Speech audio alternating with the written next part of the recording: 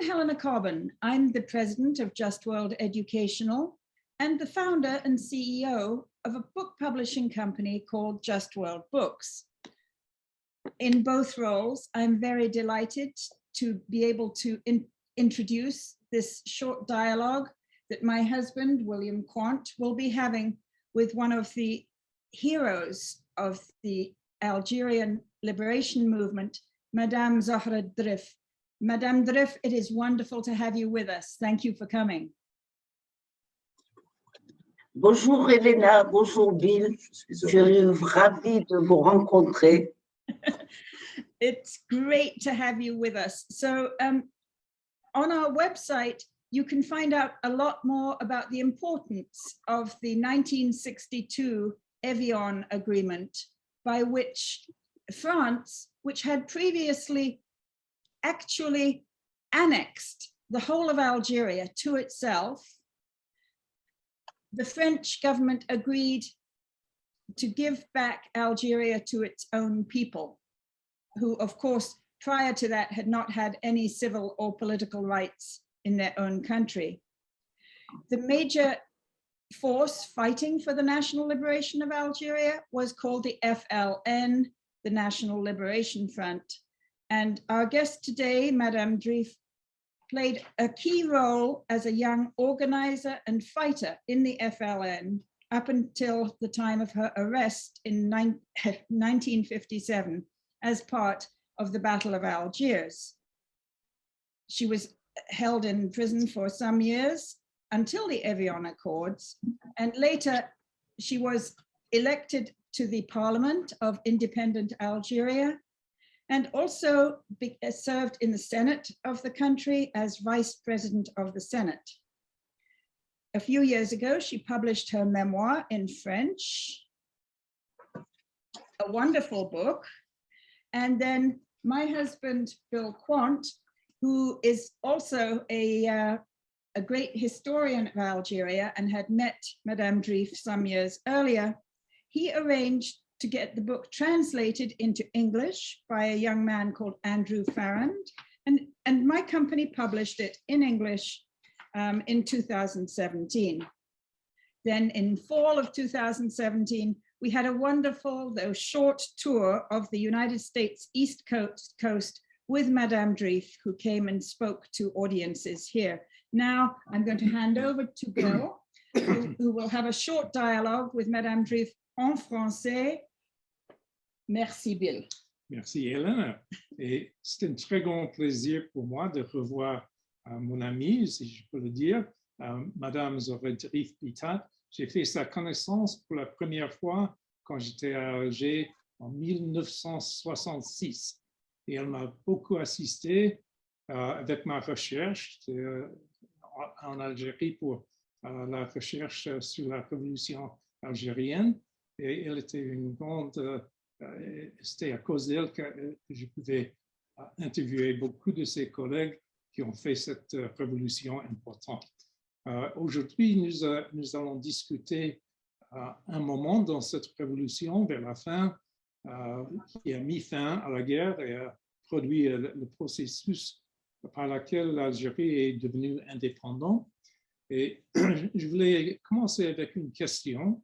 Vers la fin de la bataille d'Alger en 1957, vous avez été arrêté et emprisonné pour la duration de la guerre. Je voudrais savoir si vous et certaines d'autres personnalités politiques algériennes qui étaient en prison dans la période de 60 à 62 étiez au courant des négociations qui se déroulaient à Evian. Et si vous avez pu communiquer d'une manière ou d'autre avec les négociateurs. Pensiez-vous à l'époque que De Gaulle accepterait l'indépendance de l'Algérie sur tous les territoires, y compris le Sahara? Oui, bonjour Bill, je suis ravie de discuter avec vous un moment sur la période de la guerre d'Algérie. Quand les négociations avaient commencé entre le gouvernement provisoire de la République algérienne et le gouvernement français. J'étais en prison dans la région sud en France, à Pau, et j'y j'étais depuis près de 6 ans, et donc hors de ce qui se passait pendant la guerre. Cependant, comme pendant cette période de prison, nous avions estimé de continuer à réclamer nos droits, et en tant que prisonnière, le droit de rester informée et donc de recevoir les journaux. Nous avions fait plusieurs grèves de la faim, dont certaines très longues, et vers la fin de l'année 1961, nous avions obtenu le droit de recevoir des journaux, bien entendu les journaux français, ce qui implique évidemment qu'au moment où les négociations ont commencé entre le GEPRA et le gouvernement français, nous étions bien sûr au courant à travers la presse française. La première personne qui avait été invitée en France et que le GEPRA avait envoyé comme son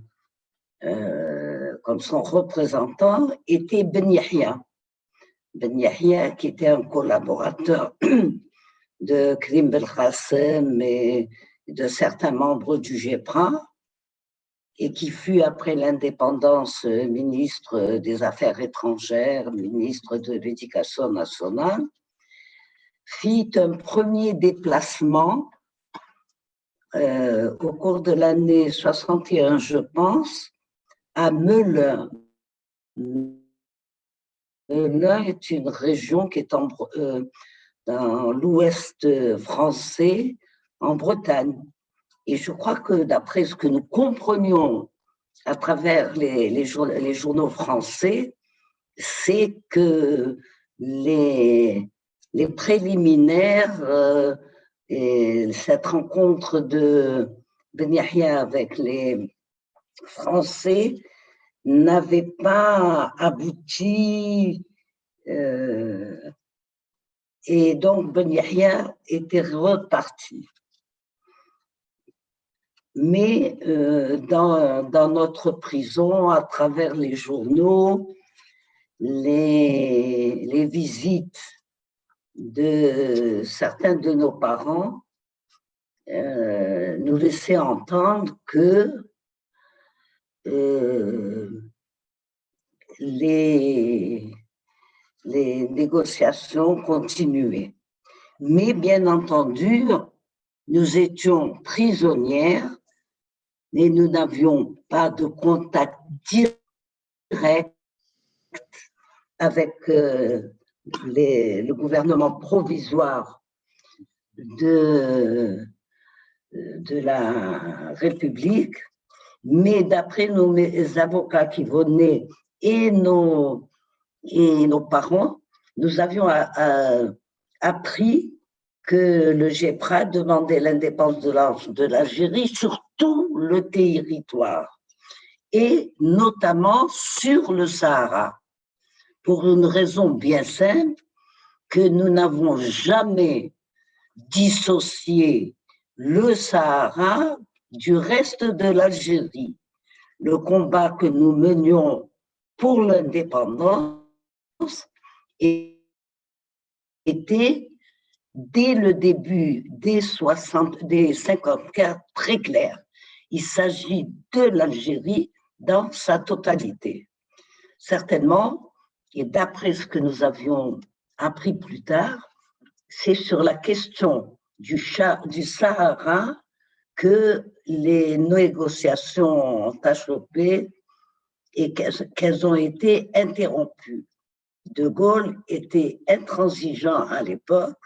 Il estimait que le Sahara, vu l'importance qu'il représentait à ses yeux, et certainement vu non seulement ses richesses, mais les expériences qu'il menait devaient rester aux Français. Voilà. Okay. Allô? Les accords d'Évian ont été signés le 18 mars 1962 et un cessez-le-feu est entré en vigueur le lendemain. Quand est-ce que vous et d'autres prisonniers ont été libérés? Et pouvez-vous nous décrire vos sentiments à ce moment-là? Vous imaginez bien que nous suivions avec passion ce qui se passait loin de nous et qu'à l'annonce de la signature des accords d'Évian, il est bien difficile pour moi de trouver les mots pour qualifier quelle était notre joie. C'était du délire. Oui. Nous étions à l'époque regroupés à la prison centrale de Rennes. Rennes, c'est aussi en Bretagne. Les Français nous avaient regroupés parce que nous avions été éparpillés à travers les prisons en France. Et bien entendu, dès l'annonce de la signature des accords d'Évian, nous vivions un peu, oui, comme je disais, un délire. Et c'est né que le 4 avril 1962, au matin du 4 avril, que des cars, des autobus sont rentrés dans la grande cour de prison de Rennes pour nous embarquer. Bien entendu, en qualité de prisonnière, on ne savait jamais où on nous emmenait, ce qui nous a permis de passer une matinée fabuleuse à chanter dans les cars nos chants révolutionnaires. Et vers midi, nous sommes arrivés à Paris. Et où on nous a débarqués à la CIMAD. La CIMAD est un mouvement associatif, je crois, catholique, qui avait été retenu pour recevoir, nous étions quand même très nombreuses. Voilà, donc mon premier contact avec la liberté s'est fait à travers la Bretagne et puis à Paris, où nous avons eu la joie de retrouver nos parents et nos amis qui avaient été avertis pour venir nous récupérer. Incroyable. Voilà. Merci bien, c'était incroyable. Et après l'indépendance, vous étiez membre de la première Assemblée nationale et les termes des accords d'Évian étaient-ils à l'époque controversés? Je demande ça parce que les Français, après tout, avaient le droit de maintenir leur base navale à Mers-Kébir, le droit d'exploiter quelques-unes des ressources pétrolières du Sahara et même le droit d'y tester des armes nucléaires. Et au moment de l'indépendance, il était évident que le chef de l'armée, Houari Boumedienne, le futur président, ne soutenait pas les accords d'Évian. Est-ce que ça a été un grave problème politique dans les premières années de l'indépendance? Oui, vous savez, nous avons été ensuite transférés à Tunis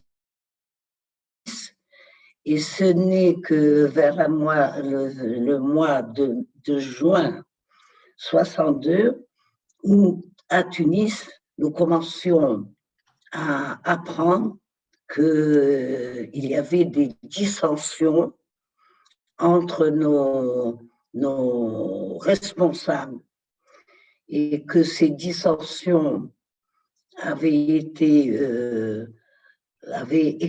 éclaté au grand jour lors de la réunion en Libye du CNRA. Du CNRA, et que cette réunion s'était terminée sans qu'une des décisions acceptées par l'ensemble des représentants de l'Algérie combattante ait été acceptée, retenue, et que deux groupes se sont affrontés. Ce sont ceux qui soutenaient la démarche du gouvernement provisoire de la République algérienne, alors que les représentants de l'armée de libération nationale qui étaient regroupés aux frontières en Tunisie, dans les frontières de la Tunisie entre l'Algérie et celle entre le Maroc et l'Algérie. Donc, les responsables de l'armée de libération nationale, notamment le chef de l'état-major qui était à l'époque le colonel Boumediene, n'avait pas souscrit aux accords d'Évian. Donc, déjà, avant même que ne soit proclamée l'indépendance de l'Algérie par référendum le 4 juillet 1962 à Alger, nous savions, nous, militants et une partie du peuple algérien, qu'un désaccord très grave et profond divisait nos responsables. Bon, l'Algérie a été indépendante depuis près de 60 ans maintenant. En 2019, juste avant la pandémie de Covid ne frappe, il y a eu des manifestations pacifiques soutenues à l'échelle nationale appelant au changement de Hirak.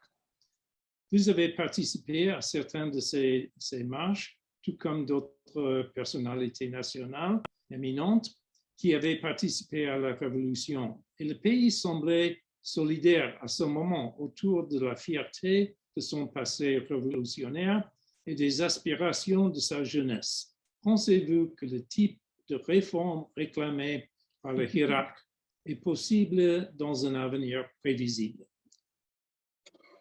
C'est ma profonde conviction, d'autant